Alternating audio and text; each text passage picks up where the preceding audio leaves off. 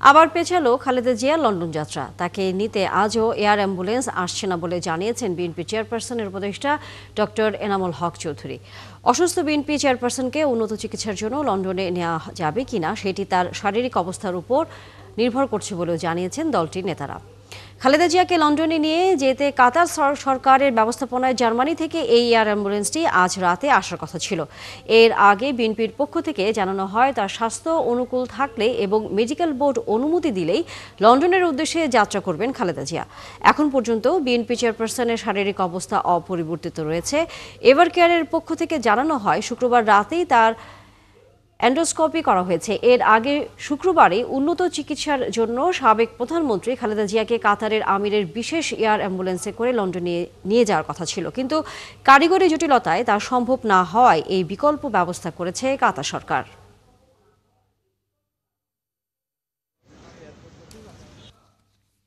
বেগম খালেদা জিয়ার এই মুহূর্তে ফ্লাই করার জন্য মেডিকেল বোর্ড সিদ্ধান্ত দিবে আমাদেরকে ওনার ফিটনেস এর ব্যাপারে। আমাদেরকে মেডিকেল বোর্ড যেদিন আমাদেরকে এই সিদ্ধান্তটা দিবে, কাতার রয়্যাল এম্বাসি রয়্যাল অ্যাম্বুলেন্স আমাদেরকে সহযোগিতা করবে লন্ডন যাওয়ার যাত্রার জন্য। আজকে রয়্যাল অ্যাম্বুলেন্সটা আসতেছে না, আজকে এটা কনফার্ম। আমি আবারও বলতেছি, বোর্ড যদি আমাদেরকে বলে 8 তারিখে ওনার ফ্লাই করার জন্য সক্ষমতা অর্জন করেছেন, আমাদের 8 তারিখও হতে পারে, 9 তারিখও হতে পারে, 10 তারিখও হতে পারে। রাজধানীর এভারকেয়ার হাসপাতালে আছেন আমাদের সহকর্মী শাহেদুজ্জামান সাকিব। আমরা সর্বশেষ খবর জানবার জন্য যুক্ত হচ্ছি তার সাথে। সাকিব, খালেদা জিয়া লন্ডন যাত্রা পেছানো হয়েছে, আরও একবার আমরা জানি।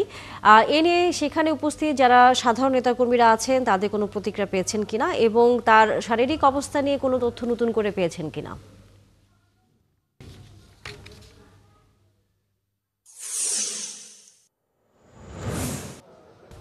তানিয়া, বেগম জিয়ার গত রাতে তার এন্ডোস্কোপি করা হয়েছে এবং তার শারীরিক যে অবস্থা সেটি অপরিবর্তিত রয়েছে বলে আমরা জানি। এখনো যদিও বিএনপির পক্ষ থেকে আনুষ্ঠানিকভাবে কিছু জানানো হয়নি। আপনি বলছিলেন যে তার লন্ডন যাত্রা সেটি পেছানো হয়েছে।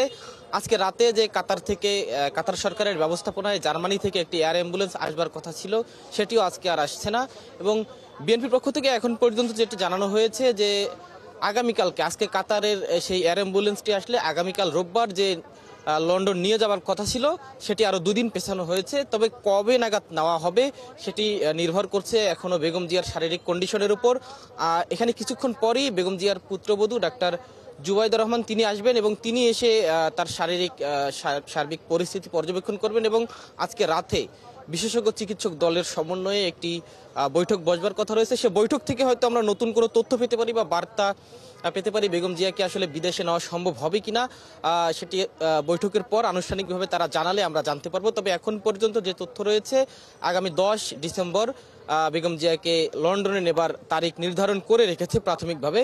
সবটুকু নির্ভর করছে তার শারীরিক অবস্থার উপর এবং বিশেষজ্ঞ যে চিকিৎসক দল রয়েছেন তারা যেটি বলবেন তার উপরই আসলে নির্ভর করছে যে বেগম জিয়াকে আসলে লন্ডনে নেওয়া হবে কিনা। এখন পর্যন্ত নেতাকর্মীদের এখানে খুব বেশি ভিড় আমরা লক্ষ্য করছি না, তবে নেতাকর্মীদের মধ্যে এক ধরনের অনিশ্চয়তা বা লক্ষ্য করা যাচ্ছে। তারা ভাবছেন যে আসলেই তাকে লন্ডনে নেওয়া হবে কিনা সেই প্রশ্ন তারা রাখছেন। আমরাও আসলে অপেক্ষায় রয়েছি। চিকিৎসকরা তথ্য দিলে আমরা হয়তো বলতে পারবো নিশ্চিত করে যে বেগম জিয়াকে লন্ডনে নেওয়া হচ্ছে কিনা।